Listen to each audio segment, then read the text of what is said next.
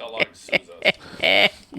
God, are we recording? We are. Oh, shit. Oh, shit. Famous last words. Are we recording?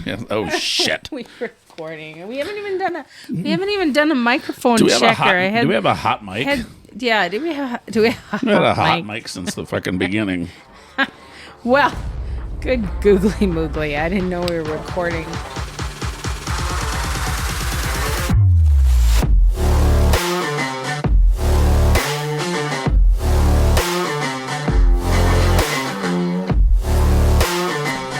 It's been a hot minute. Yeah, it's been a while. Well, last time we recorded is when Andrew was here. You mean Valerie? Valerie. Yeah, sorry. Valerie from Culver's. Oh, man alive. Do I have a sad Culver story to tell? Sad. You know, so... I think most Culver stories probably are sad. I enjoy Culver's, but I've decided that... I like Culver's. The better way to deal with Culver's is to just go there, because there's something wrong with my microphone. Something is definitely wrong with your microphone. Why you got it like that? Okay. Last time I was on a date, it was like this. Oh no! Slapped me in the forehead. Oh dear. Okay. So I'm gonna just go back to a little bit. A more G-rated conversation for us. Get this done here. Okay. Our listeners are not going to enjoy that background noise. I can't seem to get it to stop. What is happening? Really I'm usually the one that fucks up all the tech. I know what's going on. Okay, well, I'm going to tell my Culver story because it's kind of sad. So I drive up to the Culver's drive-thru. Was Valerie there? Valerie, I wish Valerie had been there. I would have gotten some decent service. So I order a kid's meal, which I always do because I like the portion control, right? And it's like Checkpoint Charlie with all these things. So I ordered the cheeseburger. I ordered the the condiments on there. I order my pop, and the guy is ringing up everything separately. He's not ringing up the kids' meal. Because you're too fucking old. So all of a sudden he's like, your total cost is 16 something. I'm like $5,000, $1 million. I ordered the kids' meal. That's usually around $7.59 or something like that. He's like, oh, I'm so sorry. So then I'm surprised. Then he takes off the beverage, and then he's like, it's 14 something, and I'm like, again, you've rung up all these things individually, including the custard that comes free with it. Maybe they don't give old people the kids' meal. Well, it could have said that. Well, it's called a kids' meal. How do they know I don't have a feral child in the back seat of my car gonna eat that cheeseburger? Oh, was this all over the intercom? Yeah, it's all over the intercom. I'm in the drive-thru. So when they said anything else and you said no, that's it. Yeah. You're like, oh, my feral child is the one driving. so I finally get it worked out, and I get up to the front, and they hand me a large beverage. So the kids' meal comes with a small beverage, and they're like, okay, go park it over there or whatever. And I park it, and I'm sitting there for a very long time, and up comes a gal who's going to, this may have been Valerie, I don't know, is going to deliver my food to me, and the ice cream is completely melted. The Culver's ice cream is, or what do they call it there? Custard. It's custard. The custard is completely melted. It's not what they call it. It's custard. It's custard. It's different than ice cream. And then they hand me another beverage, which they've already given me a beverage. Okay, so they're kind of weird. Doubling up because they felt bad. And the girl goes to me, she's like, I said, I'm sorry, I didn't understand. She's like, Are you making fun of somebody with a speech impediment? I'm not making fun of anyone who had a difficulty. Wait, Nancy, I just don't get what's wrong with you. Finally, she yells at me. She's like, your straw blew away. What? I said, okay. She's like, do you want me to go get your straw? It blew away. And I'm like, no, that's fine. I would have said, bitch, go chase after that fucking straw.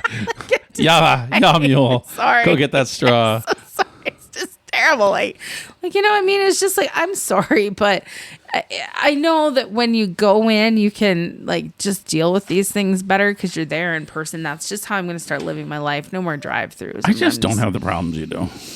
every transaction is bad. I don't But care see, where I am. Then that should point to something.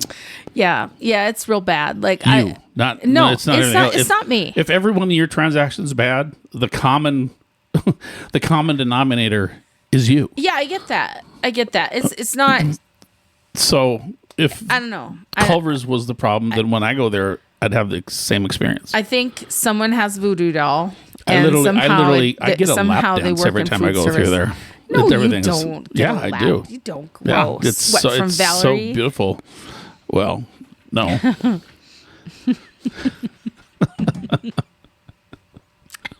She's usually too busy working the restrooms or back by the garbage dumpster. Yeah. So anyway, here we are. Here we are. You've already blown through our opening 1 minute. Yeah. Well, and we have to.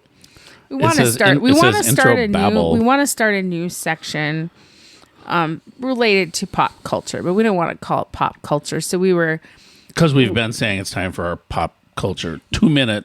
Scott asked me to look through a thesaurus list of pop words, and I picked pop clogs. I thought it would be fun. Pop clogs. It wasn't really a thesaurus list. It was And kind of a urban dictionary. Okay. Kinda. Well, I picked pop clogs, and fortunately, Scott looked up the meaning, and apparently means to cap someone or Cat in the ass. somebody.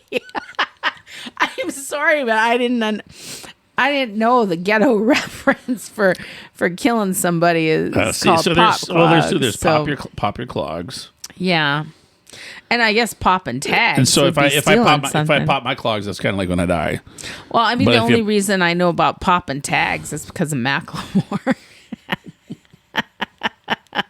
Pop and tags. The white rapper. So pop and clogs. I never heard that before. I kind of thought pop and clogs was just like a clogging reference, like Of course you like did. clog No, dancing, that's river because dance. that's what white tap. Nancy would think. What did Black Nancy think about pop clogs? I haven't let Black Nancy out for a while. You've got her locked up somewhere. Oh my It's god. locked up in my mind. Yeah, Oh my god. it's locked up in my mind. So not only are you racist, but you're also a slave owner. You've got her. No, stop that now. You've got her tied up in there. Stop I haven't that left her now. out. I'm not. I have nothing to say to that. I'm not a racist, so. But and I mean, pop your clogs meant nothing to me. So we're looking at it now. Is to die. To pop your clogs is to die. Yeah. It originated in the UK. Okay.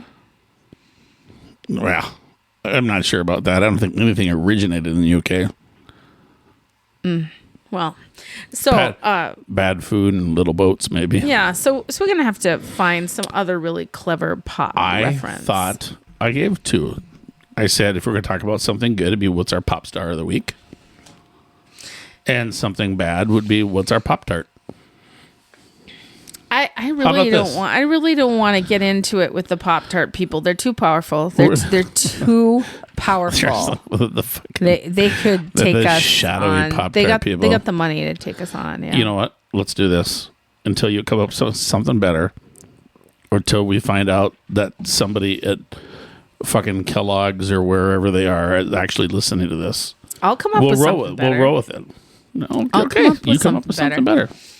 You do. That's your task. Okay. And I will.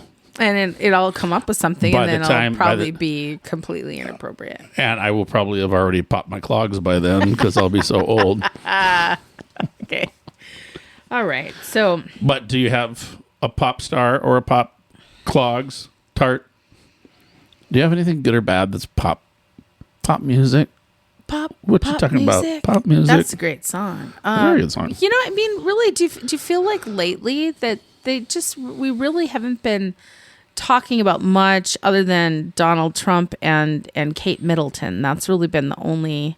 Okay, so I wouldn't put Donald Trump in there. It'd be politics. Every day it's Donald Trump No, Day. I'd put that politics, so we just leave him out right away. Yeah. Okay. So yeah. Kate Middleton, I think, the U.S. fascination with the crown, and I'm not talking about the TV show, but I Right. mean, the whole I really feel thing that would be very pop culture-y. So I really feel grateful that I didn't divulge into that business because she has cancer, and that's absolutely terrible. I mean, she has a right to keep her medical diagnoses to herself.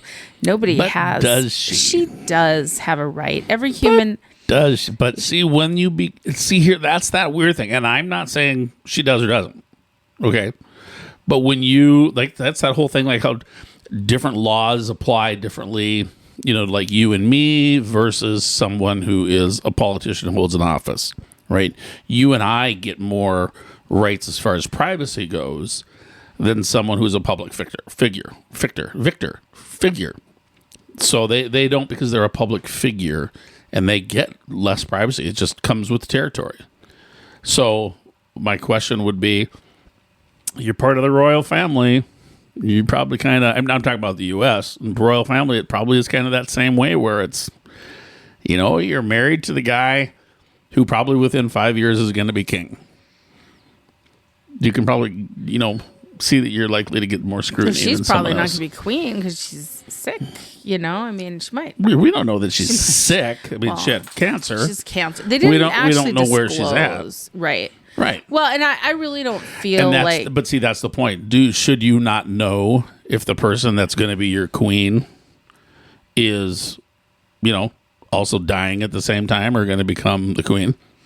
Yeah. Well, I mean, we don't get her in America. We get Harry and Meghan. We get the leftovers.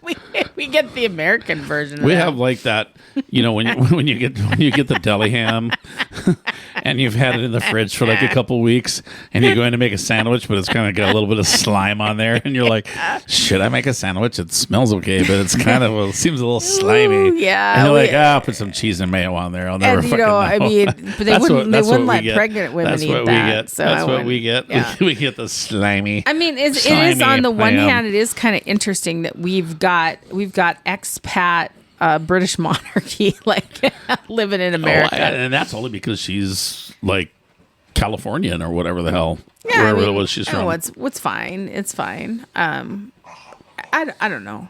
What other people are in the news? Pop culture wise, I mean, I'm usually the one that's up on this, and I know you are. Because I don't pay attention to it. This is why I feed off you for this kind of garbage.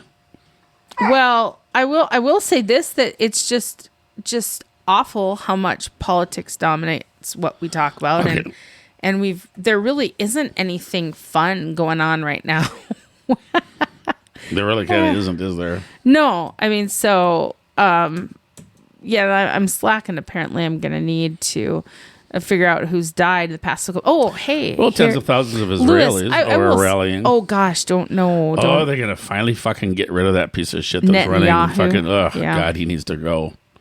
Well, I think they've been wanting to get rid of him. And you know what? Just because you say something because you're critical, here, let me light this little short fuse. Oh, no, don't. Just because you're critical of Israel for something does not mean that you are a racist. That's the thing that fucking pisses me off. Is like, if you're critical of Israel, there are so many people that say you're an anti-Semite. Yeah, right. I'm not. If I'm critical of the U.S. government, does that make me anti? I guess I don't know, white, whatever the predominant, whatever it is. I mean, but just to be critical of someone, a leader, whatever, does not instantly mean that you are anti them. It just means get your shit together. And so that's my opinion with. Yeah, he needs to fucking go because he's a piece of shit and he's fucking up Israel. Wow, yeah, I mean, clearly they don't have a good leader. One of our more lighthearted podcasts. No, it's not lighthearted. We are going to talk. Mm-hmm. Well, we are talking dragons and Godzilla later. So and I will say this, that this should be mentioned in memoriam. Louis Gossett Jr. died. And so sad. He's really, really big science fiction star. Enemy Mine. And I mean, speaking of enemy mine, yes, he is an enemy mine. And speaking of a tie to political and race relations, Enemy Mine is an allegory towards that. It's about two aliens who've crash landed on a planet that have to work together. Enemy Mine. I mean, I'm quite familiar with what Enemy Mine is. I just didn't realize he was in it. Yeah, he is. That was one of the very first science fiction movies I ever watched on the big screen in an actual theater. Enemy Mine plays into, I would say, really figures in strongly to why I like science fiction. Oh, wow. Get some Queen, ramping up some Queen. We're talking Louis Gossett. Yeah. Ooh, it's the extended version.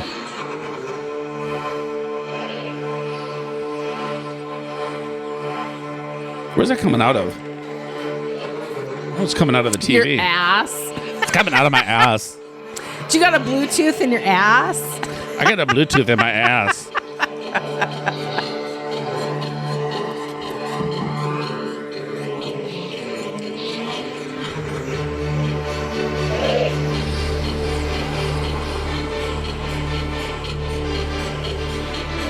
Well, since you're talking Louis Gossett, How does this tie into Louis Gossett? really? Highlander? No. A little movie about airplanes. Remember? I don't think I know what you're referencing. Oh my God, I can't believe Because I every can't time remember. I hear this song, I think of Highlander. Because it's on the Highlander soundtrack. It's actually it's from Iron Eagle, Oh, okay. and the Yes. kid that's in Iron Eagle, because he's Pappy. Louis Gossett Jr. plays Pappy. Okay, I never saw Iron Eagle. Oh my God, are you serious? Yeah, no, I really actually, I know what you're referencing, Okay, but I've well, never you seen got to it. watch it. Well, so the kid, his dad is a fighter pilot, and he always wants to fly because, Mm-hmm. but you know, surprisingly, they won't let him go out and jump on an Air Force fighter and go fucking fly, Right. Just because his dad happens to be a pilot. Yeah, And that's not very safe. Pappy, Louis Gossett Jr. is the old crusty fighter pilot that's been flying forever. Mm-hmm. Well, anyway, the kid's dad gets shot down somewhere, and so Louis Gossett Jr. and the kid steal a couple fighters and go fly over into Uzbekistan or whatever, fake name. And they do. They come up with Yeah. some fake, whatever his Yeah. name. But the kid has a Sony mini disc player. So this really gives you a thing that he's got wired into the system in his fighter. So he puts little mini discs in there when he goes and flies. Okay. And One Vision is one of the songs that Cool. when they're flying around, what they play. Cool. All right. Oh, Yeah. That's cool. Yeah. Well, I'm glad that the song makes an appearance elsewhere because I've always just attached it to Highlander. And well, I want to just say that I have a Queen album called "It's a Kind of Magic." That is Just a kind of that is an amazing album. It It's is. all the songs that they've had on the Highlander movies and shows, all strung together on that, and it's a phenomenal album. It was actually, I got to give a shout out to my my friend Jenny Sue Seymour for that one. That was the first CD I ever owned, and she gave it to me. Oh. It's a Kind of Magic. Yeah, I I'm can't real remember what excited. album that's actually off of. I don't remember. Yeah. I mean, So- the actual Queen album that came off of. Well, Iron Eagle, I'll have to watch that someday. A No, it's Blast good. from the Past, yep. So, we can segue into pop stars Well, I from kind pop of say topics. talking about Louis Gossett would be a pop star. Yeah, I call him a he's, pop star. he's dead one now. Rest in but peace. sad. Rest in peace. Yeah. He was the last thing I saw him in. He also was in Stargate. I know you never dialed into Stargate. The See, shows, well, if- the movies. I've seen all the movies. There's only one movie, but that's fine. No, there's more than one Stargate movie. There were direct to video Yeah, but two there's, Stargate. there's but it was more ba- than but one. It's, but it's based off the TV show. oh, There's well, no. There's one Stargate movie with Kurt Russell, and that's it. That's it. Huh? Then there is the TV show, and then when the TV show was winding down for each one of them, they just did a couple straight to video movies. In other words, a 2-hour episode of Stargate with that cast. So no, there's only one. There's only one movie. What's that noise in the background? Can you hear it? It's like a little. I can't. I thought it was you. Well, yeah, it's not me. This is picking something up. What's picking up? A little rattle. I'm not rattling the table. No, it's your Godzilla thing. My Godzilla mug. That's what it was. Oh, I'm so excited to talk about it. I had Valerie's microphone turned up to try to get the TV going there. Yeah. All right. Well, so anyway, so Louis Gossett Jr. played for a number of episodes, a character on the Stargate TV show as well. Okay. Yeah, I mean, I wake up every day and I say to myself, boy, This episode's gonna suck. The conversations I could have had with people if I'd only watched Stargate. Because Stargate was amazing. I mean, I guess I still can. I can still get back Actually, into it. actually, before you came over today, before I started watching Murders in the Building, I was watching an episode of Stargate Universe, which was actually unfortunately, it was only 2 seasons long, but it was probably the best. I wouldn't say the best Stargate, but it was. They tried to, after the second show went off the air, after they wrapped it up, they tried to come up with a bigger production, and like a lot of stuff at the time, they were trying the Battlestar Galactica reboot formula.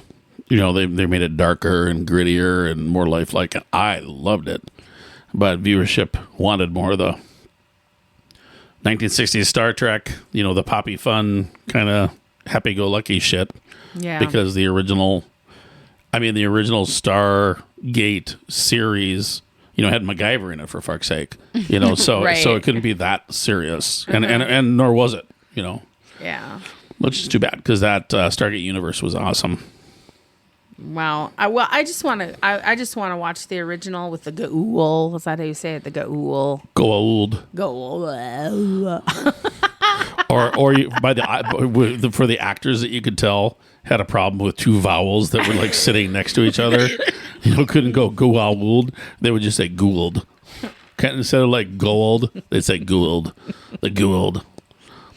But see, that was totally a manufacturing tripe, if you will, or trope, excuse me. Well, tripe is kind of fucking fish, but that was a trope of the TV show because the movie did not have Gould. No, I didn't. But no. it had a being that took over the body and possessed another being, but then the show made it a snake-like creature that jumped in and wrapped around your brainstem. Oh, interesting. Well, I'm looking forward to someday just hunkering down and watching a bunch of that. But, there's a lot of stuff I need to revisit and no time. That's the biggest issue. There's no time. No time. I have no time. I just need to tell our returning listeners that Star Trek was something really phenomenal happened. And Scott allowed me to pick something to watch that he didn't really want to watch, and we did it. We watched it, phenomenal happened. It was phenomenal because I had given this idea out there to watch Damsel, and you were pretty okay with it until the reviews came out, and you're like, oh, everybody says it sucks. So I'm like, hey, let's just push through and let's watch that. I thought it looked like it sucked after like the first trailer. Yeah, I didn't even wait for the reviews. It got worse after the first review. So here's the deal. And then we decide to watch. It's Netflix. And then it's an entirely fucking fake dragon movie. It's a Netflix original, Damsel, and it's been on the scene now since March. It came out in March, and it's got a lot of star power in this movie. It's got Millie Bobby Brown. It's got 2 people. It's got Millie Bobby Brown as Princess Elodie. Well, I guess it's got 4 people. Angela Bassett, she's pretty big. Absolutely. Robin Wright, she's pretty big. No. Ray Winstone, who is also very big. I still really didn't kind of recognize him, but Shohreh Aghdashloo. Who was on The Expanse, and I just didn't. Also was an admiral in the last Star Trek Beyond. Yeah, and she was either nominated for or won an Academy Award for The House of Sand and Fog, which is her big star. Never heard of it. Well, it's a famous movie. I love her as an actor, though. Yeah, she's not that famous if I've never heard of it. Famous, but I've never heard of it. But it's not our cup of tea. It's not our kind of movie. It's like, what do you mean? Well, I like a lot of shit you don't like. It's one of those high-end Academy Award-winning movies that, like, I don't watch them. They're too like pretentious for me. I don't know. So Anyway, she was fabulous. So when Just this movie fabulous. starts, I want to say this. When Damsel started, I was like, the writing was so basic and poor and sad. I was like, oh my gosh, the critics are right. This is a bad movie. And even like the star power they had. And isn't it amazing to be so right about a movie so fast? Oh, it was like within minutes. I was like, what? Did like know. either AI wrote the script or a fifth grader. AI One would of the do way two. better. One of the two. A child wrote that script. But then we get, finally, I mean, Damsel is pretty much from And the it's perspective Stuck of like that all the way through the fucking end of the movie. yeah, but Damsel is kind of about the perspective of the sacrificial virgin thrown into whatever's going to eat them to save the village. So, I mean, that's kind of a cool perspective. I like that. I watched the movie Dragon Slayer from the 80s, which is very similar in a lot of ways to Damsel. I think I saw that. Yeah, it's a tough watch now, but it's fan. It doesn't hold up well, does it? No, because because of the special effects that are so, Okay, but the effects can suck but be good for the time. But, if the story is still there. Well, Dragon Slayer as a sword and sorcery movie kind of does hold up, but it's just a little hard to watch now. But I think there's a lot of similarities to those two movies.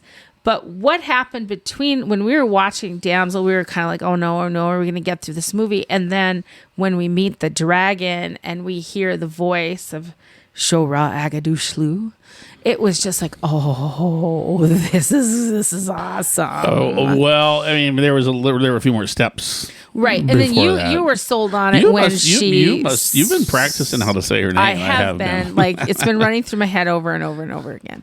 Well, anyway, I like saying her name. Because it started out, we were listening to the dragon, and I said, I think that is a girl dragon. Yeah, I was a girl dragon. Because just the voice. Mm-hmm. I said, I think that is a girl dragon. And then we kept listening and listening and listening. And then we did kind of have a one of those moments where you and I both, something happened. I went, ooh. Oh, no, something happened, and you and I kind of both looked at each other at the same time, and we're like... It was the dragon fire. It was cool. The dragon fire was really cool. Well, no. I'm talking about the voice. Yeah, it was okay. When you and I both realized who it was at the same time, and we kind of looked at each other and we're like, fuck, we know who that is. Yep. And then we couldn't remember her name because we couldn't remember the Expanse. Yeah. Well, we talked about it. We knew who it was. Yep. Yeah, we knew who it was. She's famous, and it was such a good choice. It was like she was awesome. So weird to me that they made so many interesting good choices in this movie, but the writing was so horrible. It just doesn't make sense that the writing was so basic and so horrible. And it was a Netflix movie, and most of them are like that. And it's based on a book. It's not like they created it themselves. It's based on a book. So they So they had to screenplay out that book. And, then whoever adapted the screenplay was dumbass. Is a Pop-Tart. Pop-Tart, yeah. So it got really good, and one of the things about this movie is that but did it? We kept saying, how come the dragon isn't eating these sacrificial victims? Dragon's not eating anything. She's just playing with her food. Well, but now you're talking about kind of towards the end, and when they're bopping everybody around the inside of that cave. Yeah, that entire mountain somehow or another was able to stand up by itself with no supports on the inside. I can't print a fucking 3D model that's a foot tall without any supports on the inside, without the whole thing falling apart. Let alone that's a whole goddamn mountain where you get a dragon flying around inside, no supports, no problem. Yeah, well, I was gonna ask, it was just a shell of a movie. Is a dragon eternal? Is it immortal? Anything I say. Is a dragon mortal? Because that dragon, until somebody kills it, they'd been sacrificing virgins to this dragon for like 300 years. Nobody said it had to be virgins. Where'd you come up with virgins? That's just the way it is. They're virgins. They're marrying. They were. It was supposed to be 3 people of the same blood. princesses from the other say nothing about kingdoms being virgins. no, but that's just the way it is with sacrifice. You don't All right. you don't go and pick up like the gutter whore, the gutter snake Why not? to be thrown Wouldn't down that be the into perfect dragon? people to sacrifice? Yeah. Well, okay. Head on up to Culver's, hang out for a little while, see if Valerie's going to show up, and you like checked one block. Okay, so we get in there, and although we love the voice and we love the fire and we love what's going Get in there. on, all of a sudden we see the full on body of the dragon, and Sky's like, it's got 6 limbs. It's a 6-limbed dragon, and that's wrong. It is wrong. No. I need you For this planet, it's wrong. I need you to tell me, because I still don't understand why a dragon can't have 6 appendages. Oh my God! Didn't I even give you a website to look at? Well, I Marie? think you did, but this is for the podcast, so I need you because to tell me at why. least on this planet there are no 6-legged mammals. Is the big thing. So we have 4-legged creatures, 2 legs, 2 arms, 4 legs, however you want to look at it. We don't have 6-legged mammals, which is what a dragon would be. So, like in Game of Thrones, they technically are 4-legged. It's just the 2 front legs convert to arms and are wings. And then they still have the other 2 legs. So dragons like in Damsel and the Sean Connery dragon and all those others that are wrong Dragon heart. have 4 actual things that look like legs plus 2 wings. I'd like you to tell Sean Connery to his face his dragon is Is wrong. he dead? I don't know. I think he's dead. No, Sean Connery's not dead. I mean, I hope not, because he's awesome. He's awesome. I don't think he's dead. Yeah, well, you know what? You get fucking get him over here. You make the fucking introduction and the arrangements. I'll tell him. So You've yeah. never even seen Dragonheart. I have too. Yeah, I thought we talked about this and you had not seen it. No, we've never talked about that. We've talked about some of that other stupid movie with the albino dragon that I can't stand. Did it have Tom Cruise in it? What albino dragon? There's some movie with an albino white dragon that kind of goes fluttering, kind of more like a Chinese dragon. I don't think he even has any legs. Are you talking about Falcor? Oh, what's the From movie?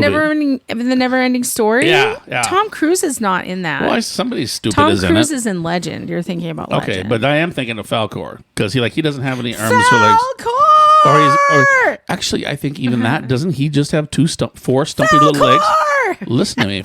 Doesn't he just have 4 stumpy little legs and no wings? Falcor's a luck dragon, and he's like I a don't give a skinny fuck. serpentine dragon, and he has he's got 4 very tiny legs. Yeah. There you go. And he kind of looks like a dog. Yeah. Falcor So looks like a dog. so he actually is real because he's got 4 legs. Four legs are fine. It's the 6 that don't not work. Oh, and FYI, they're rebooting the Never-Ending Story. That's stupid. And they're not Are they really? Do you really reboot a story that never ends? I mean, you can't do it by the very nature. You can't well, I'm reboot going it. to tell you what I am sad about is they're not going to wound another entire generation of children by watching Artex die in the swamps of sadness, whatever it's called. The Artex is the horse. I think the swamp of sadness is We're talking. We've kind of in my diverged. butt crack right now. Okay. That's a swamp. All right. But Well, I was calling it a different kind of swamp, but sadness works. like the Swamp of ass is what I Yeah. was going for, but Anyway. swamp of sadness Anyway, works. so back to Just the kind of 6-legged magic. dragons, not a good Yeah, thing. so you can't have- I mean, so they're fake. The They're whole fake. basis of your argument is that Earth doesn't have them. Damsel was not set on Earth. It's a fictional world. I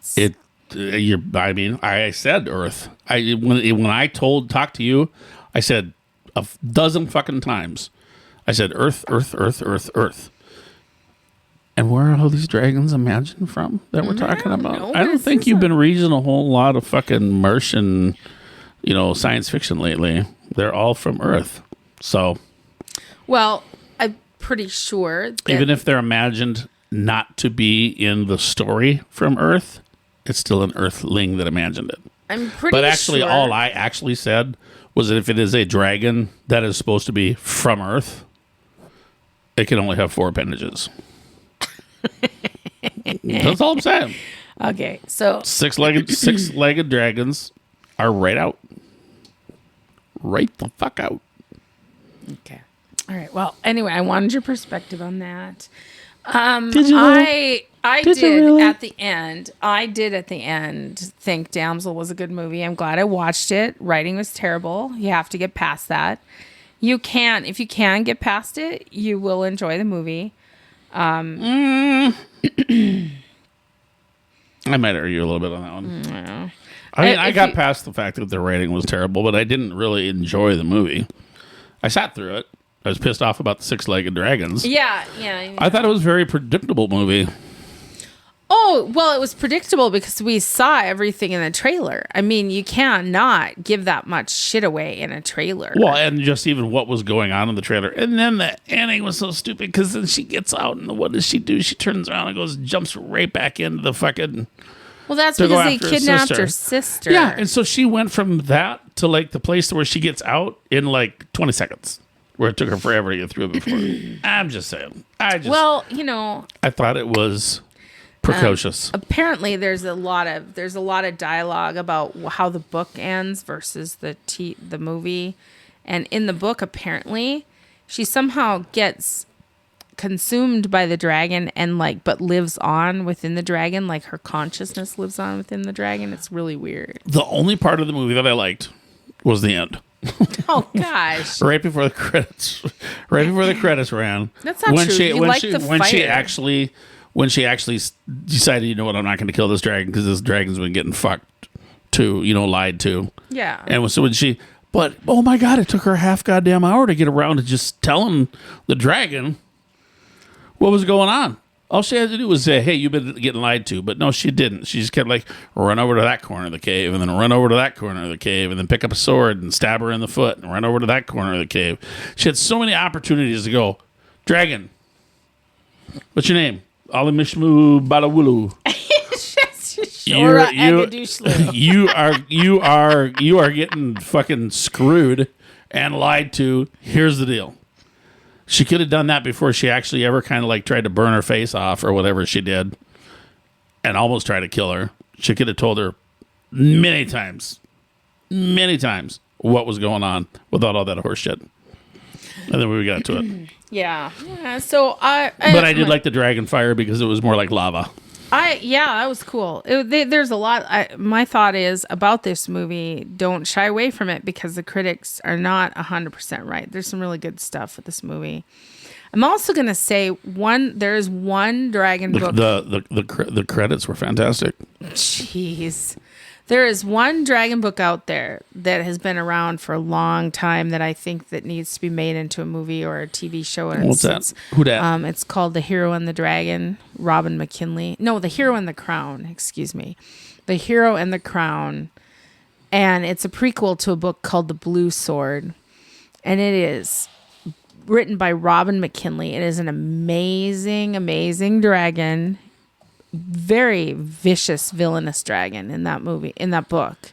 And I can't believe why they haven't made a movie out of it. Dragons are big now, and I really feel like we should just be getting more of them. Or Dragon Riders of Pern, too. Dragon Riders of Pern. There's hundreds of those books. Why haven't they been made? That's the only dragon that needs a movie. HR Puffin stuff. I think. God. That's why every Saturday morning for me as a kid, man, through the 70s, HR Puffin stuff. Yeah. Okay. That's the dragon that needs the movie. That's what needs a reboot. I'm sure it's on the horizon because no one has anything new or creative to do. So. Is that so sad? It is pretty sad. Nothing is new. Nothing's new. It's pretty sad. They need to take some drugs is what they need to do. So anyway, that's all about Damsel. Should we segue into Shohreh? I don't have a segue. I've always wanted to try to rent one. Well, let me just tell you what. However, Angela Bassett was fabulous as she is and everything. I'll just say that. They're all good. I mean, it's just their writing was terrible. It's very, very sad. I love Angela Bassett. Yeah, and that's one of the good reasons to watch that movie. So we are going to segue over now to Godzilla X Kong, the new empire. Woo! And always Champa. Always when a Godzilla Champa. movie comes out, I know that my go-to is Scott. You know, I wouldn't go to that movie with anybody else. Well, thank you. Yeah. You know what? I actually, this weekend, I decided after I pulled out Bigzilla and finished him off. Yep. You might want to clarify what you're talking about. As in, you didn't finish off Bigzilla. You made a 3D. Bigzilla's with me all the time. He hangs out right behind my front zipper. God, oh my God. Why did I go there? I don't know why I went there. I've never thought about naming him Bigzilla. Well, now I'm sure you can't get it out of your thought process. He'd be a little bit, actually be more like sumo. So was he? Suko. Suko. Oh dear. That tiny ape. It occurred to me that I'm actually a fucking Godzilla guy. You are a Godzilla of course fan. You're a Godzilla fan. I just always have thought that I, enjoyed the occasional Godzilla movie or whatever. Enjoyed the occasional one. You've seen all of them. Yeah, most of them suck. You've seen all of them. And yeah, I'm actually really a Godzilla kind of freak. So let's just say this. So we decide to invest in the D box, and it's 3D also. I had a breakthrough today. Hey, you had a breakthrough? Yeah, that I like a Godzilla fanatic. Wow. Okay. Are you looking for group therapy or what? No. Just a bunch of people that whip out their Bigzilla. Gosh. Well, did you mention that my Bigzilla is a 3D printed Godzilla? Well, I was trying to tell you that you might want to let people know what you're referring to. Because I had created a smaller version of which I gave you a copy, little painted, kind of little painted, and I had one too. But then I did the full size one, which takes a while. What did I say it was? Because I have my printer's kind of an early small one. It's was 16 pieces, I think, to assemble the full size one, I think. Yeah, and I wanted to know how many hours it took you, but I don't know that you calculated them. But he's just about 7 inches tall. Uncut. Nice. No, that's why he's Bigzilla. Oh god, he is just about 7 inches tall. Okay, yeah. Long tail. It's getting worse. He does he not have a long tail? He's got a long tail. It's got a long and there's some girth there. Yeah, there's some girth on that tail. Well, it's a heavy model. It's heavy, not all hollow. right. It's not hollow. You grab a hold of that sucker in your hand, and you know it's there. Yep, it's not hollow. Anyway, but it is a 3D model. It's the first one that I've ever done that's not like.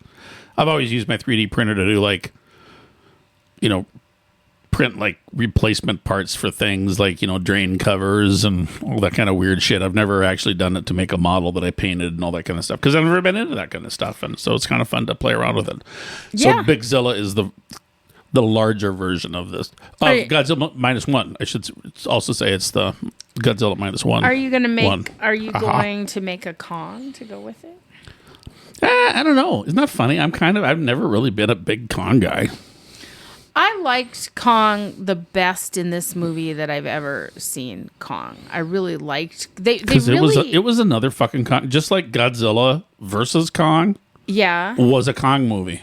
Yeah, they gave this is Kong a Kong movie too. A legitimate personality in this. They did, but both movies, this one included, they've been very much Kong centric. Yep. With Godzilla kind of. Godzilla's like the guest that crashes. He's almost like he's like a wedding crasher. But the funny thing is, he ends up owning both movies. Right. Well, he sure does. I mean, he does get knocked out fucking cold though in this one. Mm-hmm. That would surprise me, but of course Kong had to cheat with his big fucking his So say his cock so we ring on need his to- arm. I mean, once he got his I can't remember what they call it, Banshee blaster or whatever the hell it is, his equipment on his hand. Yeah. After he got it froze. Yeah. That's what he used to knock out Kong with. And the lesson we learn is never fucking knock out Godzilla and then drag him by the tail and think you're going to go somewhere with him. Because when he wakes up, he turns around and he fucking hits you with a fucking blast. Well, God, that was so funny. All right, I'll stop. I gotta stop. I gotta let you run this because I'll be all over the place. Oh, that's already happened. We've already. I mean, we passed hit the movie. I mean, no, we'll stop now because we've only been talking about it for 5 minutes. Well, so here's the deal. So they start the movie with basically focusing in on an old King Kong. King Kong is old. He's like senior Kong, right? I mean, they kind of portray Not him really as old. old. He's a little gray. He's older. Well, because He's gray. think about it. The first movie took place in the 70s. You know, right. or I say the first movie in the MonsterVerse that they've created. That first movie was in the 70s, right? Yeah. And he was still a juvenile. With sexy Tom Hiddleston. Right, by the exactly. way. And Yeah. so they actually considered him to be a bit of a juvenile back then. Okay. And because actually at the time, height-wise, in the movies and whatnot, he was about like half the height that Godzilla was in Godzilla 2014. So they had to make that first movie take place, 40-some years ago, so that they could give him accelerate his. That's how they could accelerate his growth, so that when the two of them finally met, they were relatively equal in size. And Right. Kong is still shorter than Godzilla, but whatever. Well, yeah, and he but they kind of focus on he's slowing down a little. He's looking for his people. He's kind of depressed. He See, I can't didn't get find any of them. the slowing down Yeah, and he's old slowing stuff. down. Well, he's got that Oh, is it? toothache, and so he knows that he's gonna come. He knows He's he's got gonna a come to fucked the up tooth. surface to I get a fucked up tooth. That doesn't mean I'm like slowing down. He leaves Middle Earth or wherever the hell he is, sub Earth, to Middle Earth? journey Middle to Earth? the center of the Or Earth. isn't that where, but like- it's like sub. Middle Earth. That's like That's what's it Lord called? of the Rings. Yeah. Whatever. Hollow Earth. Hollow Earth. That's Hollow Earth. Well, he leaves wherever he's at, comes to the portal to get medical care. He comes I up thought to the that was surface. hilarious. It's like, For fucking little, it's like, do you guys take Blue Cross up here? it's like going to the VA. I gotta go to the VA. I don't want to, but I'm It's gonna. like, oh fuck, Sanford. That's all I got up here. Oh, screw Yeah. it. I might as well fucking chew on some fucking concrete and knock this fucker yeah. out. Yeah, it's pretty But funny. it was hilarious that he came up from the Hollow Earth to get Yeah. his boo boo He looked had at. his tooth tick fixed and. Or is it more fucked up that they had a tooth ready to go? And so right, so when he comes up, does that what awakens Godzilla Kong coming up, or is it the impending battle with Shimu that wakes Godzilla up? See, I took it as some of each. Okay. Oh, warning, we're going to have some spoilers. Yeah, we talking always have spoilers, yeah. And also the other thing, this particular movie, the thing we didn't mention is this was a fantastic movie that a lot of parts of it that I just did not like. Well, we'll get into that. But it is, as they say, a great popcorn movie. One of those movies where you just go in, You wanna have fun. suspend a lot of beliefs. I mean, we're talking about fucking kaiju here, and grab a bucket of popcorn and have some fun. Right. And that's the way you enjoy this movie and just go, because like compared to 2014 Godzilla, fuck, as far as I'm concerned. I mean, I know the box office sales might say otherwise. As far as I'm concerned myself, it just doesn't even hold a candle to 2014. But to your question, I think it was a combination. Okay. Of, Because and we'll come back to that. I'm gonna write a Godzilla is note, like living. 2014. Godzilla in this movie is living topside, basically sleeping in the pet bed that is the Colosseum in Italy. Well, he wasn't there at first. He didn't get there until he went and fought what's his name? Shit, that's the one. Tiamat. The one. See, I knew I was forgetting one of the monsters. The one that kind of looks like the crab with the what's it called? It's hanging out. Where I was like, oh, time to melt some butter. Yeah, I remember that. Time Yep. to melt some butter. Yep, okay. I forget that one because that was actually one of them that at the end of Godzilla King of the Monsters, that was one of the monsters that actually did kind of like bow down to him. Oh. But it was the crab one. So he showed up in Rome to put that crab away. The crab is down. what the deal was. And then he was like, oh, as long as I'm here, I just might as well curl up like a puppy inside. Yeah, just climbs in the Colosseum. And it takes a nap. Takes a nap. I thought that was awesome. Yeah. But that was funny. But then it was either Kong coming up, because Kong came up. I was kind of confused about it. So with your question, it was like, okay, what was it?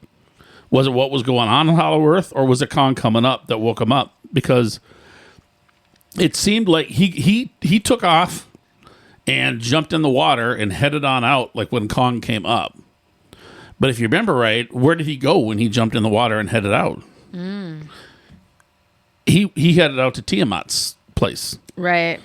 And he went in the Arctic Ocean. That's where Tiamat lives. And fucking murdered Tiamat. Just killed him. Just straight up killed him, like, for no reason. Well, to absorb his power. Excuse me, her power, because she's Tiamat was a female. But isn't that kind of rude? I mean, can't like Godzilla go down to his lair and recharge like he did before? Isn't that murder kind of rude? Like, isn't that kind of rude? I mean, he fucking like ripped it shreds. And, yeah, fucking sushi roll is what happened with that one. Pretty much. So he went in, he killed her. She was minding her own goddamn business until he showed up. In the Arctic Ocean. Killed her, and then he went in and then hunkered down and absorbed all of her energy. And that's how he went from blue to pink.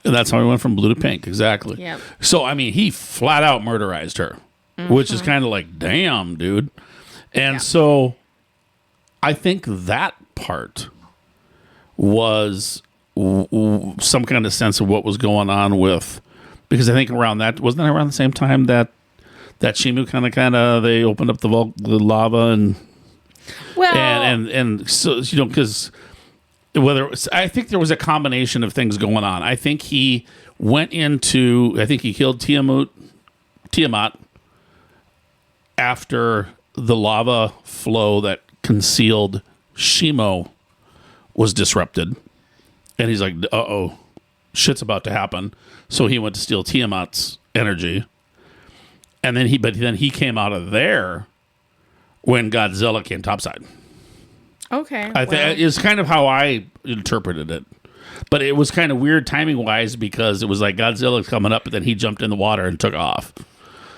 Because he was laying there, he got his tooth done, he was all fucked up from he was waiting to get his lollipop from the dentist and all that kind of stuff, chilled out on the hillside, and there was nothing going on. Well, he's waiting to see his friend Gia too. But they like totally hung out. I mean, he went up, he got they knocked him out, they pulled his tooth, they put the new tooth in, who knows how long, they let him lay there and wake up and do all that kind of stuff. And then they got all excited, decided to head back down to Hollow Earth. And then he went with them. Mm-hmm. So, I mean, that's got to be a couple hours going on for that. So I don't think that it was really when you ask what was it that brought Godzilla around, what brought Godzilla to Kong the first time was when he then came back up from the Hollow Earth in Egypt. There we go. Yeah. And by the way, all the pyramids are gone now. No. Everything is gone in Egypt, and no reason to visit there anymore after this movie. Yeah. Well, it would have been nice. And same with Rio de Janeiro. Well, and it was kind of funny. And I was, when he did that swan dive. Oh, that was great. Off the rock of Gibraltar. Mm-hmm. That was actually another callback. I didn't think about it until I went back and looked at some of the other Godzilla stuff. He's notorious for going up to a cliff and jumping in the water and heading out. I mean, so many of the movies, he jumps in the water, heads on out, jumps in the water, heads on out. This time he just did it with a little flair and kind of. He was like a flying fish. I mean, I think he was just trying to see like what he was going to score. Was it going to be an 8 or a 9, or if he had hit a 10 on that dive? Yeah, because that was a fantastic fucking dive. Yeah, it was. In there. So interesting, Kong gets back down and they start following him, and he runs. He's looking for his people. After the dental work. Yeah. He's looking for his people, keeps looking for his people, and he discovers this baby ape. And the baby ape apparently has a name. Its name is Suko, even though I don't know that we heard it once. Oh, in the movie. In the movie, we didn't hear it once. No. But you didn't hear Tiamat's name. They reference Tiamat. They do. Yeah, the people do. The humans do. They reference Tiamat. Oh, you're right. Name. You're right. I'm sorry. Like, he's headed to Tiamat. You're right. You're right. I forgot. We don't know why he's going to go get Tiamat. And we when we run into the baby Kong named Suko, he's just an asshole. He's like an asshole little kid, you know? Well, but he's been living with fucking Scar King. He's been living with the Scar King, living with mean apes. But I called him baby shit. I was calling him baby shit. It's a baby shit. That's what I was calling him. Baby shit. But we had, I mean, Is there a dog over there somewhere? There's a dog right there. Oh, okay. I can't see with the There table. is one moment in the movie that we just uproariously, like, it shocked us. We uproariously laughed. It is the absolute best, I think, moment in the Okay, but they're back up film. at top when that happens. No, they're fighting down. He's fighting down in Hollow Earth with If you're talking about the Suko moment, that's back upstairs. Suko's on Earth.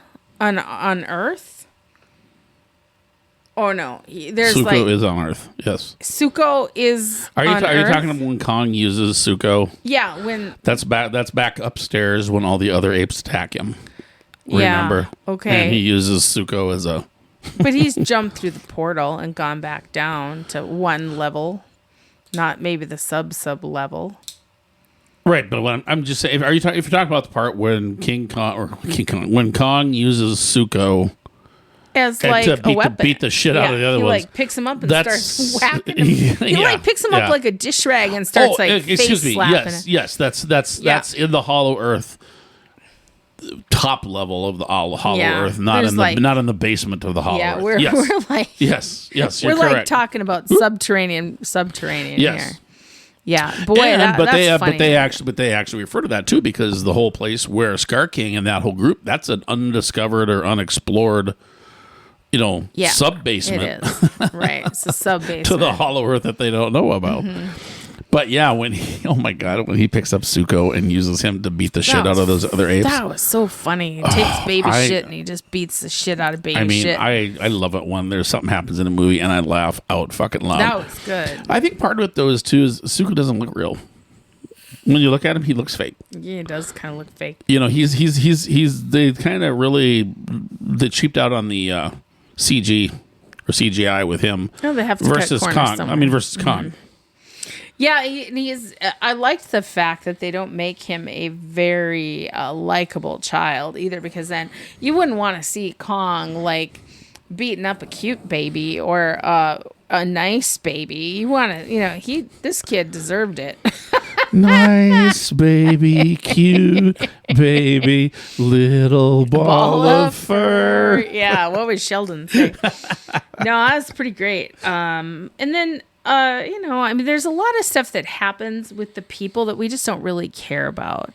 They are 100% the cast in this show is 100% designed to segue us from point A to point B and narrate Absolutely. the kaiju story. Which they finally kind of got it right.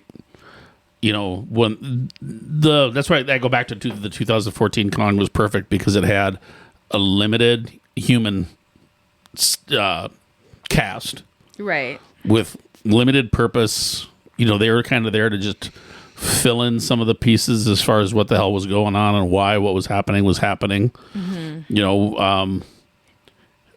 And then when Godzilla King of the Monsters came around, then the cast started getting bigger, and then Godzilla versus Kong, the cast is getting bigger. I mean, this time around, it's almost like the cast, they shrunk it a little bit and they made them less meaningful. Yeah, no, because 2014 and of course and both and King of the Monsters both had, what's his name descended in it. I guess let them fight. Gia had a good strong purpose in this movie to basically resurrect Mothra. She was necessary. Absolutely. And she's like a priestess. She turned out to be like the Mothra when you priestess. get into Mothra stuff, it's always those little twins, the fairy or the fairies or whatever they call them, that always kind of Mothra, wake up, Mothra.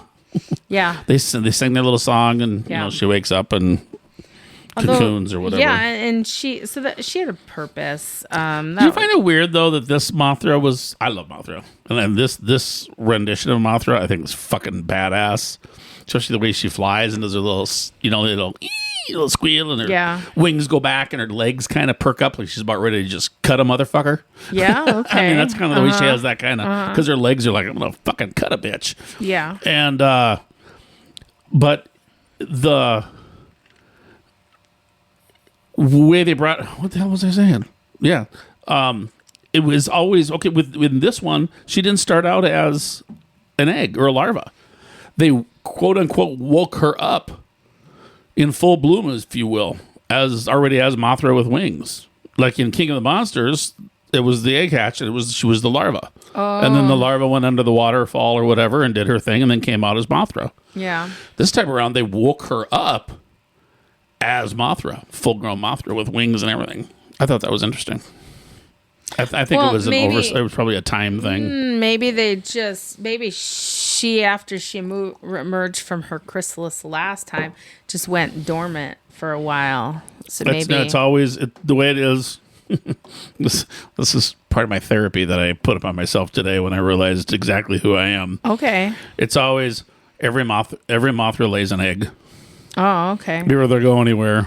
It's like a cicada. Because they know they're going to get killed. They're like dead in 18 days. Yep. Okay. So they lay the egg and then they go do what they want. And then that Mothra can do some fighting as a larva, which we've never seen in the Monsterverse. Previous stuff we have. Hell, there have been some movies where Mothra was just the worm. And that was it. And never fought. Mm-hmm. They're bad ones. They're bad. And so she's well, and all she does is spit spider web stuff, Spider-Man stuff. Sure. Madam Web. Okay. And so there have been actually some movies where that's all she is. It's just a goofy, and she, anyway. But most of them, she always then has to go into her chrysalis and then turn into, the whole butterfly kind of thing. Yeah. And then bust out with her wings, which is what happened in Godzilla King of the Monsters, the last movie, and many of the other ones. But this one, she just, boom, there she is. So it's like, she would have hatched from the egg at some point. Well, they didn't have. That's why I said I think it was a time thing. Well, I think it was clearly there's somebody out there very angry about this change in canon. You know what I mean? At least you're not angry about the change in canon. What change in canon? I don't think if Mothra is always emerging and then laying another egg, and when you want to talk about changes in canon, I mean that's pretty small. Okay, yeah, I'm just saying. At least you're not pissed off about that, because those are the people that we make fun of. Because I was so mad when I figured out I saw something, and then there was this shit with Mothra, and I didn't realize it was this movie until, and I don't know if it was stolen footage or pre-release stuff, something. Anyway, I opened up something that said it was a trailer, and it had it looked like Korean writing on it actually. And it showed Gia and the back of somebody, and it showed Mothra coming up, like it does at the very beginning, and then it turned around and it showed Gia's face with the yellow glow and all that kind of stuff going on. And I'm like, fuck, that's not fake. That is some footage. And that's when I was like, oh, fuck, Mothra's going to be in this, and I just spoiled it for myself. So that was your spoiler that was what I was telling you. I said I spoiled something for myself, I think. So okay. But anyway, I was just so glad because actually Mothra is my second favorite. It's Godzilla and then Mothra. Well, I'm pretty excited about Shimu. I have not had much exposure to Shimu, and I thought Shimu was pretty badass. Shimu is a new one. Yeah, Shimu is. And I'm trying to think what it really actually cool. What it means in Japanese, like fish or something. Well, Shimu reminded me of a Stegosaurus a little bit. It just seemed like an icy Stegosaurus because it had those crystal like maybe not ice, more crystal. It's frost business. Frost. Okay, yeah. Well, it was an ice. It was an ice monster. Pretty much. It was pretty cool. You know what I didn't like, though? Was the profile of her head. She looks like a fucking shark. Kind of. The profile of her head looked like a shark. And I was like, oh, Sharknado. Yeah. Walking Sharknado. What does Shimu mean? I said frost. Is it Shimu or Shimo? Shimo. It's Shimo. Okay, Shimo. People keep saying Shimu, but it's and it's definitely not Shamu. It might be pronounced Shimu, but it's spelled Shimo. Yeah. Well, okay. So, I mean, so I really liked Shimo, and I liked what they did with the Scar King when they finally got to the Scar King. Scar King was a damn good villain. and really I thought it gave Kong a run for his money. He just kind of, you know what he reminded me of? He reminded me of the Clint Eastwood movies, Every Which Way But Loose, with Clyde. The orangutan. You know, with Clyde the orangutan. He just kind of swaggered. He's really the way he skinny, walked around and stuff. And he swaggered, and he was like, I'm the boss, man. You You're are not going cracking to get me the fuck up. Yeah, that was funny. I mean, like that. Because I totally agree with you, because that's some of the other stuff that I've listened to and watched. That's the way that the Scar King was done is what a lot of people are saying was like, wow. You know, they didn't waste any money. Although he was ugly and skinny and all this kind of stuff. But the way he was animated, and whoever, I don't know who it was, that it'd be interesting to find out who the actor was. Because, you know, all of this stuff is, I call it claymation, but it's not. It's, you know, they put the dots on you and everything. But I don't know if I got to watch this movie again, because I don't know if you saw, but when he and Kong first met down there, and he came walking up to Kong, and he kind of had his head hanging down, and he was kind of looking at him side-eyed. You know, it was almost kind of like he was drunk. Yeah, you know, like cocky. coming off the like porch steps. Merle Haggard. Yeah, coming off the porch steps. He was kind of slipped down. He had his head kind of hanging down. Yeah, and it was kind of like, what the fuck do you want? You know, and, yeah. his head was hanging down. And it was just the body language, you know, that they did with him was just fantastic. And he had shit CGI too. Let's be frank. Not that bad. I thought it was good. Oh, see, I thought his was terrible. I thought it was terrible. But I mean, as far as the look of it, I thought it was terrible. But the way they conceptualized him, his movements and his, you know, the way his body moved, the things that he did, you know, all those kinds of stuff, I thought were fantastic. I thought he looked like shit, like cheap CGI. But the movements and the postures and stuff like that, I thought were fantastic. And he had a whip weapon, which was interesting. Yeah, it was called not a whip snap. It was a whip. It was made of bones. It was, and not whiplash, whip slash. Whip slash. Whip cool. slash. Yeah, and Minnie gave Kong a run for his money, and then of course he had the crystal from Shimo. So he was controlling Shimo, which was interesting. Every time he did whatever, it caused pain. You could see, because it caused her pain, because she would go into a... And so that was an interesting concept too, but and, you know, and some of the places have called her like the original Titan or Titan Prime. They've got some ancillary comic books that are around some of this stuff too. Sure. I mean, even since 2014, where they've thrown some things in there. I mean, that's how they did some things where they talked about like from 14 to 17, I think, because Godzilla's spines changed. Sure. So 2014, they were kind of more just jagged and pointy. Mm-hmm. I liked them. I thought it looked fresh. But then in 2017, they kind of went back to being that kind of almost like leaf, like petals. They kind of... Well, wherever the hell mine is here, you know, they kind of have the more of a petal, flowery almost kind of thing to them. And now they're pink, so they're even no, more but I mean, flowery. but if you go into the kind of these comic books that are in between, they actually have a reason for that. There was a Godzilla had a dust up between the 14 movie and King of the Monsters with another Muto. A Muto Prime or something. It was supposed to be another Muto, like one of the Mutos from the original ones that had the kind of weird, you know, the red eyes and everything. It's supposed to be like one that was like super ancient that actually really fucked Godzilla up and actually tore off some of his spines is what they did in the comic book. And when they grew back, then they grew back with the more kind of classic different look. Okay. Anyway. Well, hey, at least they explained what happened. I appreciate that. They're whatever. I really liked the original. It's kind of the straight kind of, I don't know. They kind of look like stones almost in 2014's. But 2014 was a better movie. It was the best of them. That was my notes. You really think the 2014 movie was better? I do, in that it was, and this is why it's so hard to talk about the one TV with Bryan shows. Cranston in it. Yeah, okay, I agree. I mean, and this is why I don't like the Marvel movies anymore, because they started out movies that started out seeming almost realistic in a way. The 2014 Godzilla, there was nothing in there that for you and I sitting here today, other than the fact that these fucking ginormous monsters would show up, there's nothing else there that's like out of place. You know what I mean? It's us, ourselves, the technology that we have now, and all that kind of stuff. Where then, as soon as you jump to like King of the Monsters, suddenly we have these huge fucking military flying wings. You know, whatever they called that airplane that they were in that could not only fly, but it could hover and do all the... I mean, they suddenly had these leaps in technology, you know, with Apex, the Apex company and stuff, which is supposed to be a real thing as far as the universe goes.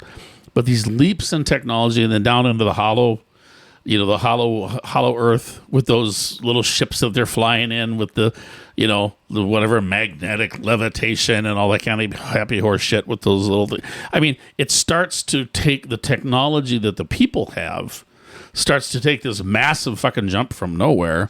And that's the same thing that happened in the Marvel universe from when we went from the original Iron Man, Tony Stark building his little deal out of a cave, and the original movie was good and everything, and then everything started to go fucking south when suddenly they're like in New York and we got aliens from space coming, you know, all that kind of stuff. It became less and less relatable, or almost like realistic is the way. That's why 2014 just seems so present and now and almost believable. Well, okay, so I hear what you're saying. That one, the 2014 one with Bryan Cranston, but they super fucked up because he should have been. They killed him off like 20 minutes into the fucking movie. They did. Bryan Cranston and everything he was trying to do, he was literally the heart and soul of that movie. He was. And they fucked up by getting rid of him. But that is like, okay, we have no exposure to Godzilla in this world, and we're learning about it. Okay, so that makes sense.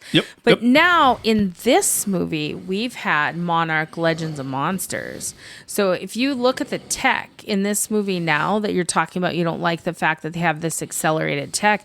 They're working in Monarch Legends of Monsters, but they would have existed too during the 2014 movie. Okay, Monarch would have existed. Yeah, but Monarch Legends of Monster, the show wasn't there. So the show wasn't, but if you look at the timeline, because Monarch started back in the 40s. But I remember the scene in Monarch Legends of Monsters where they try to go down in their pods and they just their tech isn't right.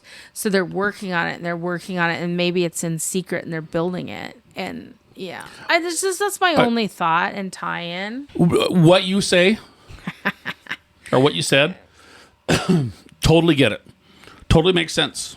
I mean, is, logical, sequential. I get you. You're like, well, with every iteration of every movie, we learned more. The technology got better. The human race, the species grew more. Whatever it is you want to call it. Totally get it. But I think there's something about those initial ones, and like I said, it was the same way with Marvel. When the Marvel started with that first Iron Man movie. Yeah, I know. And there wasn't flashy, right? This, that, or the other. I mean, other than the fact that he was actually able to build a fucking suit that he could fly around in, which was technology beyond anything we had anyway. That first, I don't know, the 2014 movie, it was very reminiscent of the very first one from the 50s, from 56 that Japan did. It was we didn't have anything special. We didn't have anything more than bullets, right? Helicopters, right. Yeah, we like all that kind of stuff. Yeah. And there's this big Godzilla there, right? And I think that's another reason why I like -1 so much. Yeah, I mean, obviously, they had that kinship there.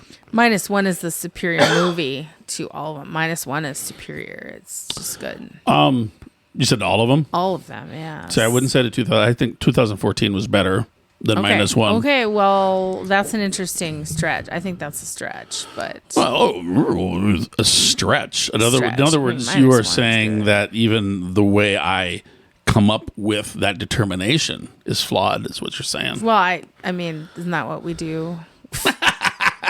Not what we do. It's not. Not what we do. I mean, maybe All right, we should go through. I gotta give that to you because that was Nancy. That was good. Maybe we should go through all of the podcasts and see how many times you've noted that I'm flawed. We would do. I've never said you were flawed. I'm wounded. I don't think I've ever said you were flawed. Oh yeah, wrong. Well, tit for tat, flawed But versus doesn't mean wrong. flawed.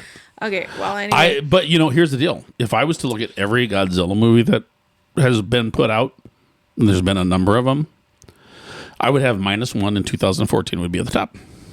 Well, yeah, okay. They were both good movies. Yep, definitely. They're just, in terms of the in terms of the Godzilla universe, I mean, I don't know. I don't think I'd put -1 at the top.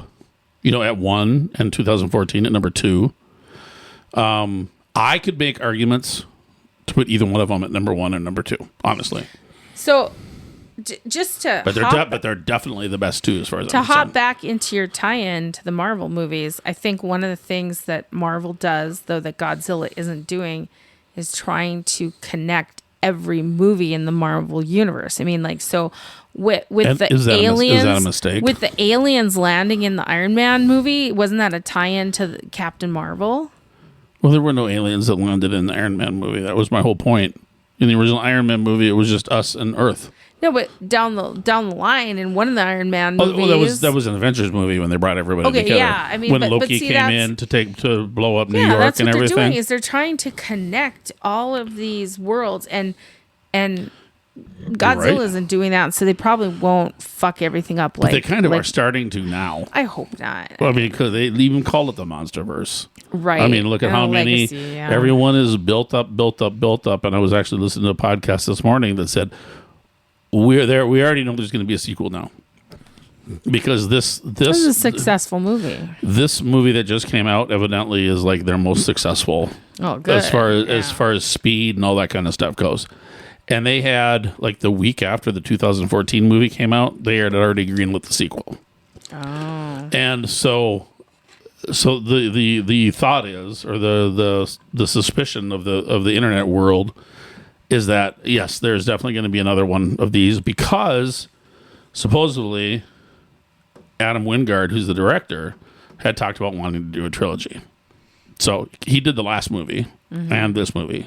And so one more would be his trilogy. I'm all up for that. So I don't have an issue with it either. I mean, I kind of look at it as being, okay, it's like it's the different spin on Godzilla versus like -1. You know what I mean? Because to me and in my head, both of them can live in the same universe. And I don't have a problem with that. They're not, though. But one of the things I heard this morning, and I thought was interesting, and it was the same podcast that was talking about taking Suko and using him as he's like, I got a toddler. I know what it's like when you want to grab hold of their hand and swing them the fuck around and use them as a weapon. And I still to that day, I'm just like, oh, that's so funny. But in that podcast that they were talking about, something very, a good question was, okay, so where do they go from here? They can't just keep squeaking more fucking kaiju out of Hollow Earth. Something's got to pop. Something's got to be different. You know what I mean? Something's got to be different. It can't be another Kong enemy or another whatever enemy. And one of the guys on the podcast said, "Well, there's always aliens in outer space." Well, but Godzilla has gone to outer space. Well, I mean, and that was one of the things. Spacezilla. Well, there was Space Godzilla. Mm-hmm. Was one of them, and I think somebody said that there was something written on one of the caves that looked something like a Godzilla that had eaten some of those crystals or some shit that was down there, and maybe, I don't know, maybe he farted his way off into space or whatever. I missed it. I need to watch it again. And so it's like, and then there is the precedence, if you will, that by canon, if you will, Ghidorah is supposed to be from outer space. Yeah. Ghidorah's not even supposed to be, and I think they did make some kind of mention to that in King of the Monsters, if I remember right. Yeah, they did. About him not being terrestrial. Right. Yeah. And now I guess we're going to assume that Shimo is the one that walled him up into the ice I mean, how else did he get there, right? No, I think that's cool. But their thought was, okay, so what's next? Because you can't just keep, like I said, you can't keep squirting enemies out of the Hollow Earth and call it another movie. And maybe if that's what they want to do, then they shouldn't have killed off Tiamat. Right? I mean, like, basically, you just ripped apart an existing kaiju enemy for nothing. Well, but a low, I think that they're kind of a low on the totem pole business. Yeah. It's not to say, and you are really, really not thinking progressively. It's not to say they can't create a new kaiju, because that's what Legacy is doing. Legacy has a bunch of weird, kind of like prehistoric type critters. Yeah, but another terrestrial critter. What is it going to do? What's the thing going to be this time? Godzilla and Kong are going to get together and beat the shit out of one with Shimo? Because the point was with this thing about the outer space thing was, it's damn near like what you are referring to when we talked about New York, about the fucking Avengers team of the Monsterverse coming together. Yeah. Is it going to be another something, but Godzilla and Kong and Shimo and whoever the fuck get together? Godzilla versus Predator. To get together to fight, to do the next, fight the next bad guy that comes up. And I actually saw some poster art for Prey 2. Oh yeah, just the other day. Coming out. They set that up for a sequel. Yeah, no. I'm saying, so actually there's poster art out for it now. No, that's great. That's fabulous. So and that was it was a very good question. What's next? Because they've been kind of building it and having it get a little bit bigger and a little bit bigger and a little bit bigger. You know what I mean? With each one of these movies. So what is next? Well, we don't have to live in the future. We can just enjoy this most recent movie. No, and before we sign off today, I have to talk about my amazing tumbler that I got at Godzilla X Kong: The New Empire. I sometimes get sucked into the merch. Your lid's not on straight. I know. Sometimes I get sucked into the merch, and this time I really did, because they were selling a $7 tumbler that lit up pink. And so Scott and I walk into the movie theater and we're flashing our pink, and I sit it down and it's glowing pink, and the cup holder, I'm all excited, and he's like, "You need to shut that off. If anybody was flashing their pink, it was only you." Oh God, you were flashing your pink. Your pink cup was lit up. I was not flashing my pink. And you're like, "You're gonna have to shut that off." And I was kind of like in my mind, like, "I'm not shut this thing off. This is awesome. I want it to sit there and glow through me in the whole movie." Because I couldn't see through my fucking goggles. And then you're like, "You got to shut that off." And so guess what? I told you why, though. Let me tell the story, because it's funny. But I told you why. The story's funny. But I told you why. So I'm like, okay, fine. I'll help you out here. We'll shut this off. Then we don't know how to fucking shut it off. We don't know how to shut off the tumbler. So most of these LED lighted things, you just have to kind of twist them and they shut off. This one didn't, right? Oh, you twist it and and that comes off. So I laid mine on the floor. So Scott lays his on the floor, then he lays mine on the floor, and it's just like beaming up to the sky like a pink beacon. You stuck yours in the purse. So I stuck it in my purse, and then we were like, when we get home, we'll figure out how to shut this off, because I suppose it's dark in the theater. We got to read the instructions or whatever. I fucking get home to shut this thing off, and there is a sticker on the bottom of this thing that says "press," and off it. Yeah. But I didn't have my glasses on, I don't know what you had, because we were doing the 3D. Knew how to shut the $7 tumbler off. Well, I pushed on the bottom and nothing happened, so I just obviously missed it. It was a small button. Well, yeah, when they're pink, they're usually small buttons. I'm not used to flicking a bean quite that small. Oh my God, why do I do this? Anyway, I just have to say that this was a really reasonably priced tumbler, and then you were also pretty excited about the other cup.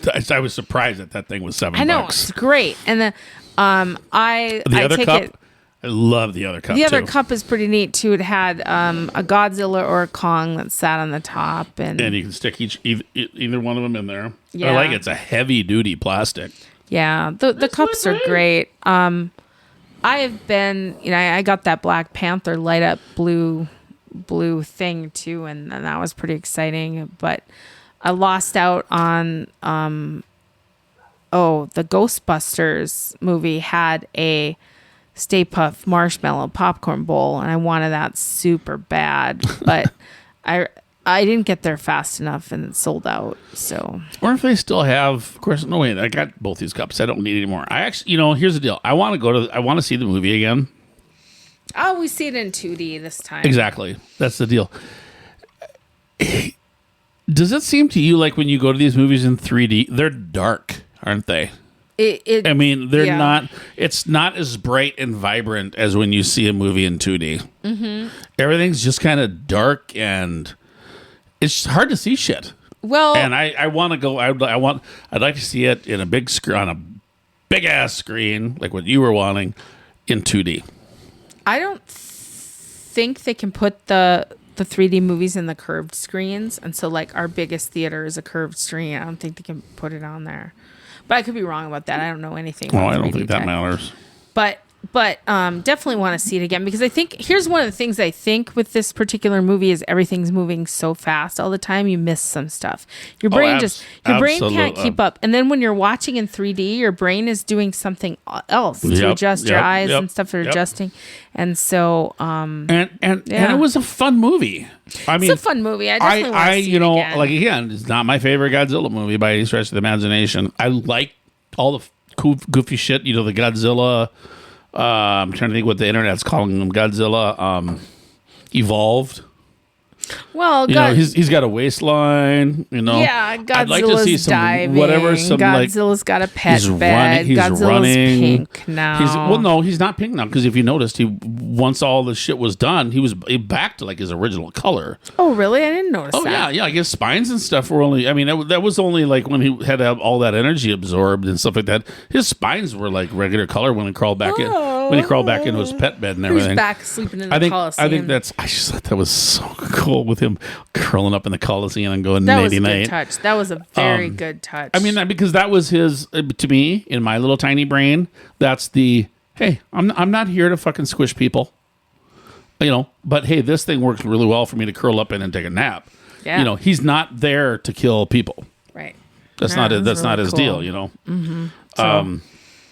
But yeah, I would like to see it. Our available movies here. You should click on it and then be able to see all the movies. Well, but that's not how it works. What? You can click on it, and then you click on details. See, it says details. Well, it should say like. Well, it still doesn't fucking give you the movie. You got to scroll down.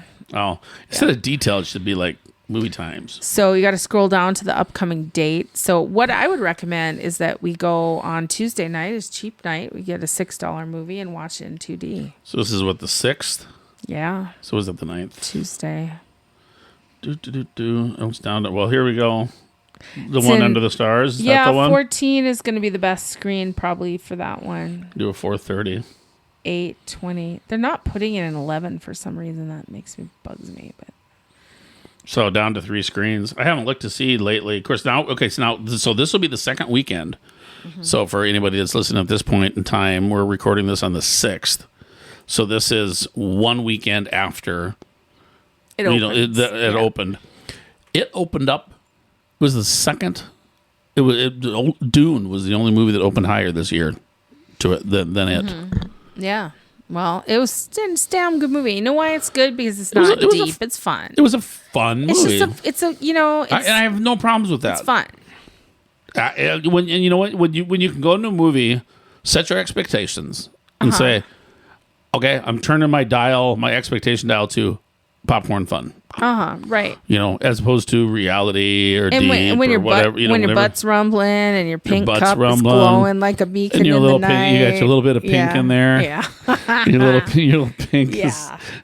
Your little pink. You know what? The other beacon. thing is, it's got a happy ending. It's just got a good happy ending. Because I think. Well, not really the happy ending that I think other people may be thinking of. Because I basically walked out feeling just like I did walking in. Let's push the button. Let's push the button for that one.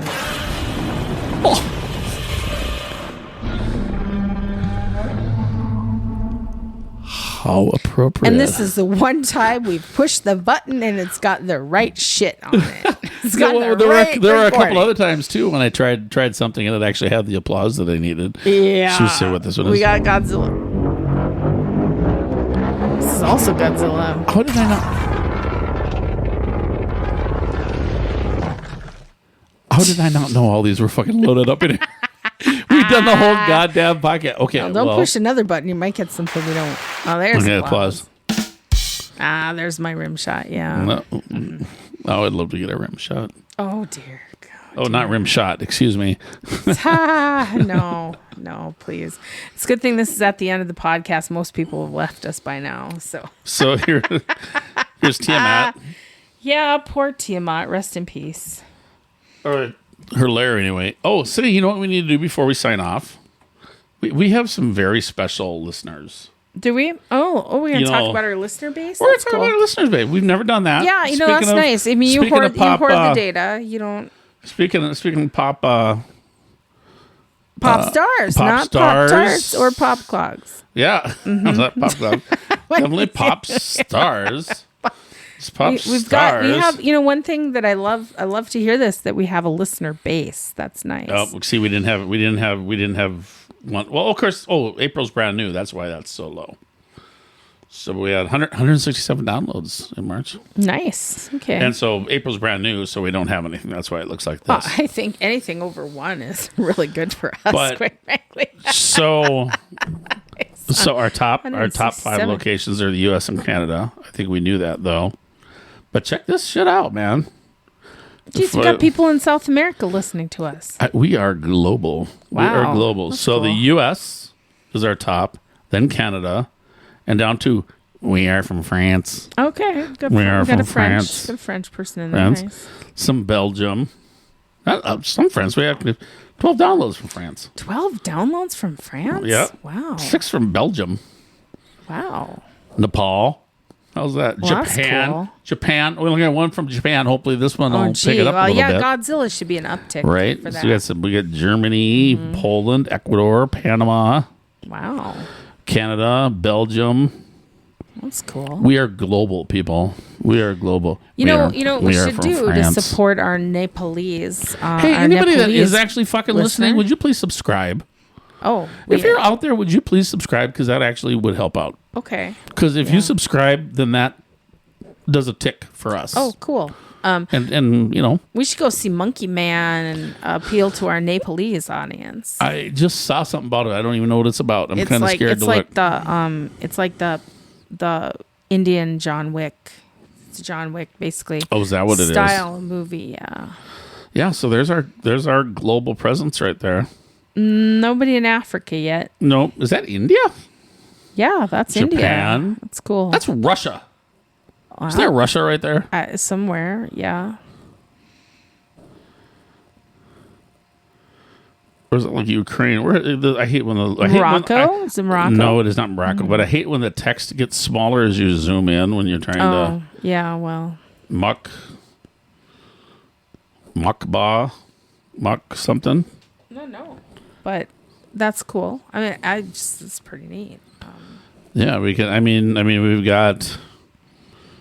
There's France, Paris, Netherlands, Deutschland. That'd be Germany, right? Little Poland action there. What is that right there? This one. It's not India. It's what's above India. Well, you're looking at a map. I mean, what's No, isn't that Pakistan? Yeah. And little Japan land over there. I only say Japan land because I'm watching Shogun and they call them the Japans. Oh, Shogun is so good. Have you been watching it? Yeah, I'm caught up. I love it. Okay, so then we're love it. doing the podcast when it's over because Well, I think there's we only have like to. 1 or 2 episodes left. And we say Shogun, but they say Shogun. It's Shogun. And it's got my boy in it. That who is in the Godzilla you've been referencing all night, Hiroyuki Sanada or whatever his name is. My boyfriend, he's in This is it. what Godzilla? Yes, He's in what Godzilla? He is in the 2014 Godzilla. No, you're thinking of what's his name, the other one that let them fight. That's not him. So it is. No, it's not. Oh, it's Ken. Okay, it is. It's Ken Watanabe. Watanabe is my, let them fight. He's my second boyfriend. Yeah, he's no. Ken Watanabe. Yeah, never mind. I'm so sorry. I'm so sorry. I'm so sorry. Okay, global locations, everybody. Subscribe, please. Yeah. Yeah, and thank you for listening. I really want to give a shout out to everyone who's been listening. It just blows me away. Yeah, well, you guys are awesome. Yeah, we're happy. Wish you could meet them. You guys are awesome. All of you are awesome, except for the one listener in Dallas. You suck. Oh, come on. I'm just kidding. Throw Dallas under the bus. Because I can actually see where you live. Oh no, that's really scary. Say, Dallas listener, what's it look like in Willow Creek Park? I'm curious. No, I'm appreciative. Because you know what? You're awesome. I appreciate that we got someone from Dallas. Yeah. That's crazy. You guys are awesome. Well, fucking Denver, Nebraska, Kansas. Look at this shit. We got people in Williston and Grand Forks and Minneapolis and Chicago, Columbus, Memphis, Huntsville, Washington. It's fun. You guys are awesome. Do me a favor though and subscribe and say something about the podcast. That'd be and also sweet. I think it's maybe a good time to tell people we don't make any money off of this. We don't make a fucking dime off of this. No, this is a hobby. This is funsies. We're just having funsies. Fun. And that's why, I mean, for the Kellogg company, please don't sue us for I have no money, and I have so many other people in line that have already sent me letters with the name of an attorney at the bottom. They're looking for fucking money. So Kellogg's, you guys are screwed. Yeah, well, I don't know. Hopefully all of the maybe it would be battle of it is Kellogg's. Pop-Tarts. It is Kellogg's. It's gonna be battle of Pop-Tarts versus McDonald's. McDonald's will be my kaiju because I talk about them positively all the time. Kellogg's. I have a fucking 12-pack of cinnamon Pop-Tarts upstairs in my cupboard right now. Pop-Tarts. Yeah. Always, as an ex of mine said one time when I'm like, hungry, you want something to eat? He looked, and I pulled out Pop-Tarts. He's like, you never told me you had real food. Because it was Pop-Tarts. That's funny. Well, everybody, thank you for listening. This is Nancy. I think we're going to sign off and now. Scott. And that's Godzilla.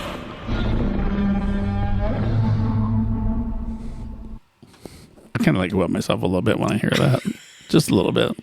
Just why can't we?